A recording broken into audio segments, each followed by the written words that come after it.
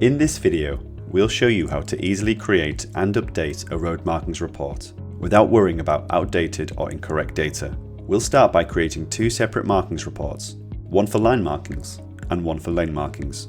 To create a report, we select Markings Reports from the Kobi Signs Stripes ribbon. In the Road Markings Report dialog, we change the table title to Line Marking Report, select the table style, and choose Line Marking as the road marking type. We confirm our selection by clicking OK and place the table into the drawing. We then repeat the process to create the Lane Markings Report.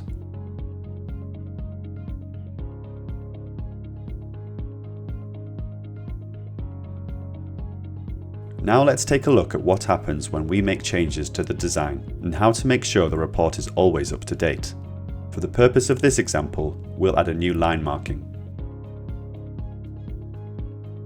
We define its starting point, change the marking type, and adjust its offset. We'll add new lane markings and place them in the drawing.